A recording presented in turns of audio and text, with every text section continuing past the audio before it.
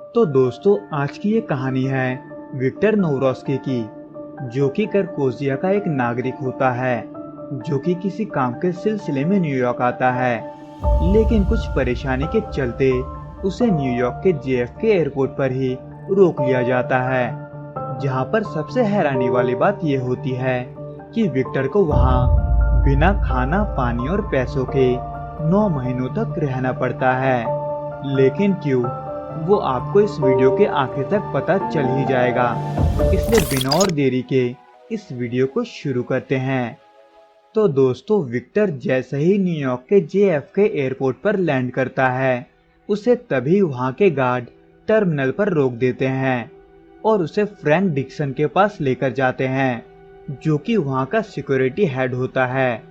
जहां पर Frank Victor को ये बताता है कि वो न्यूयॉर्क नहीं जा सकता, क्योंकि उसका देश फिलहाल एक जंग के बीच में है, जिसके वजह से अमेरिका फिलहाल करकोजिया को कोई देश नहीं मान रहा और ना ही उसे किसी देश का हिस्सा मान रहा है।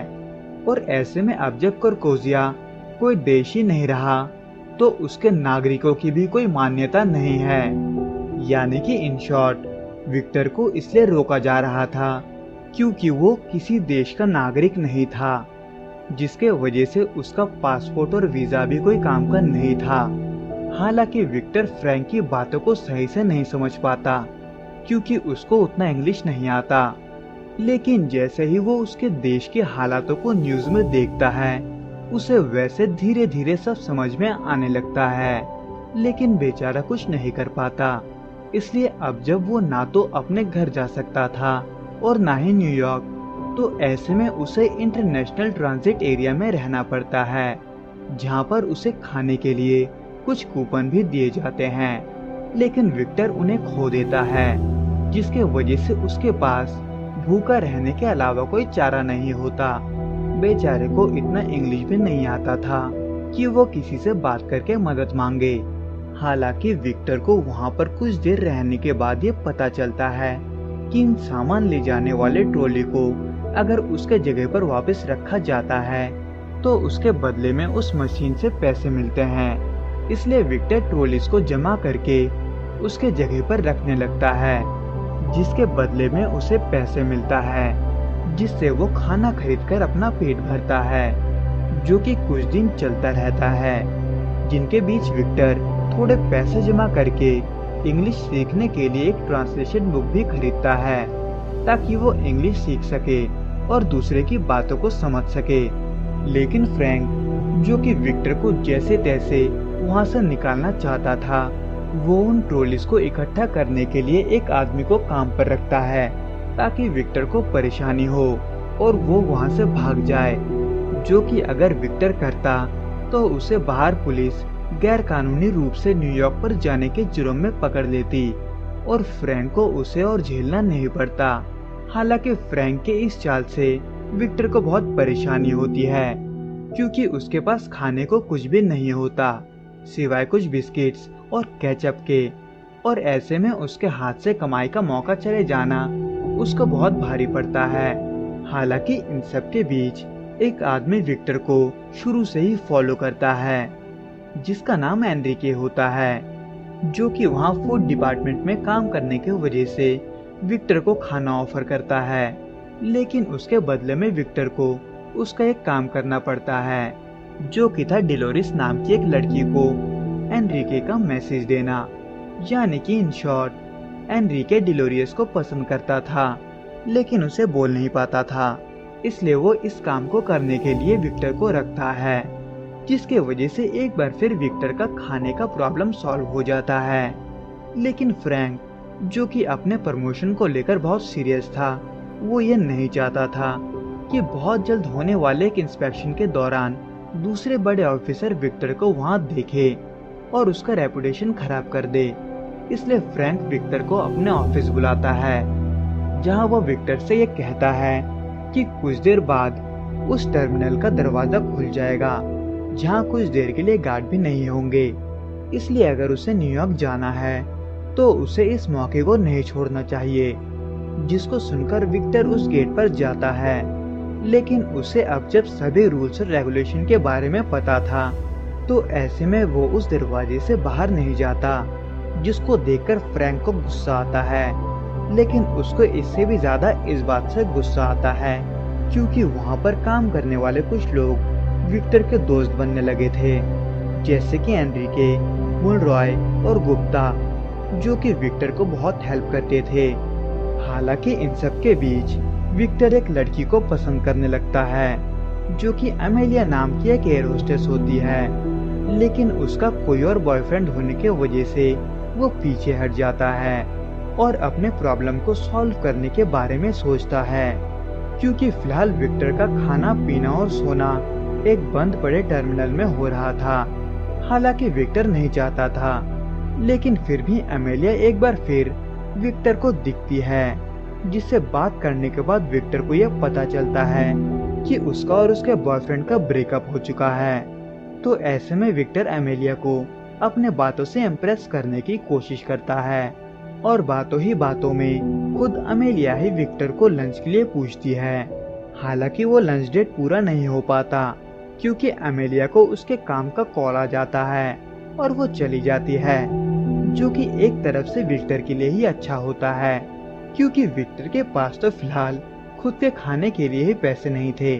तो ऐसे में वो अमेलिया को कैसे लंच करा पाता। तो इन सभी के बारे में सोचते हुए विक्टर जॉब करने के बारे में सोचता है, लेकिन उस एयरपोर्ट पर उसे कोई काम पर नहीं रखता। उसे हर कोई रिजेक्ट कर देता है, जिसके वजह से वो निराश होकर उस टर्मिनल की ओर ही जाने लगता है जिसमें वो रह रहा था। लेकिन जाते जाते विक्टर को रास्ते में एक दूसरा टर्मिनल दिखता है जहां मरम्मत का काम चल रहा था, लेकिन रात होने के वजह से वहां कोई नहीं था, इसलिए वो उस दीवार को मरम्मत करने की कोशिश करता है, जिसको करते करते सुबह हो जाती है और वहां काम करने वाले वर्कर भी आ जाते हैं, जो कि विक्टर का काम देखकर हैरान हो जाते हैं और उसको नौकरी पर रख लेते हैं, जिसके वजह से विक्टर की पैसों की प्रॉब्लम अब सॉल्व हो जाती है। लेकिन ये सब चीज फ्रैंक को बिल्कुल भी पसंद नहीं आता। वो अब विक्टर के इस मैटर को बहुत पर्सनली ले रहा था। हालांकि इन सब से अनजान विक्टर अपने डेट की तैयारी करता है और कुछ अच्छे कपड़े खरीद के अमेलिया से फिर मिलता है, जिसे विक्टर बातों बातों में कुछ सरप्राइज देने की बात करता है, जो कि विक्टर उनकी अगली मुलाकात में देने वाला था। लेकिन फ्रैंक तभी विक्टर को अमेलिया के साथ देख लेता है, जिसको देखने के बाद फ्रैंक विक्टर को परेशान करने का और उसको वहां से निकालने का एक प्लान बनाता है, जिसके वजह से अमेलिया जब कुछ हफ्तों के बाद अपने काम से वापस आती है, तो ऐसे में फ्रैंक अमेलिया को अपने ऑफिस बुलाकर उससे बात करता है और उसे विक्टर के बारे में सब कुछ बता देता है कि वो इस एयरपोर्ट में क्यों है, जिसको सुनकर अमेलिया को गुस्सा आता है और वो सीधे विक्टर के पास उसी के टर्मिनल में जाती है जहां विक्टर रह रहा था, जिसको उस टर्मिनल में देख विक्टर चौंक जाता है। और इससे पहले कि विक्टर कुछ बोल पाता, अमेलिया विक्टर से उसके बारे में सब कुछ पूछती है, जिसके जवाब में विक्टर अमेलिया से ये कहता है कि वो पिछले 9 महीनों से उस टर्मिनल में ही रह रहा है, जिसको सुनकर अमेलिया थोड़ा अपसेट हो जाती है। लेकिन जैसे ही विक्टर अपना सरप्राइज अमेलिया को दिखाता है, जिसको देने के बारे में विक्टर ने पिछली बार कहा था, वो उसे देखकर बहुत इमोशनल हो जाती है, जो कि एक बहुत ही खूबसूरत पानी का फव्वारा होता है, जिसे खुद विक्टर ने बनाया था। जिसके बाद अमेलिया विक्टर से फिर से एक सवाल पूछती है कि वो न्यूयॉर्क क्यों आया है, जिसके जवाब में विक्टर अमेलिया को एक मूंगफली का डिब्बा दिखाता है, जिसमें से एक तस्वीर निकालकर विक्टर अमेलिया को दिखाता है, जो कि दरअसल एक बैंड का तस्वीर होता है। जिसको दिखाते हुए विक्टर ये कहता है कि उसके पिता इस बैंड के बहुत बड़े फैन थे, जिसके वजह से उसके पिता इन सभी बैंड के मेंबर्स को चिट्ठी भेजा करते थे और उनके जवाब का इंतजार करते थे, जिसके जवाब में उसके पिता को उन सब का ऑटोग्राफ मिलता था, जिनको एक के बाद एक इकट्ठा करने में उसके पिता को 40 साल लग गए और आखिर में उसके पिता की मौत हो गई।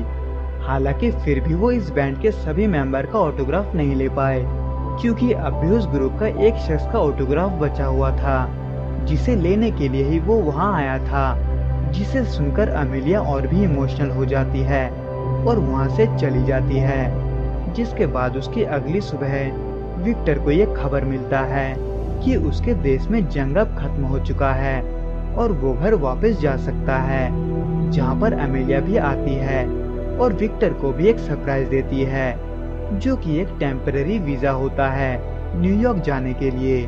हालांकि इसके बदले में अमेलिया को उसके पुराने बॉयफ्रेंड के साथ रिलेशन में जुड़ना पड़ता है, जो कि ना तो विक्टर चाहता था और ना ही अमेलिया। लेकिन फिर भी अमेलिया विक्टर के लिए ये कुर्बानी देती है और विक्टर को अलविदा कहते हुए वहाँ से चली जाती है।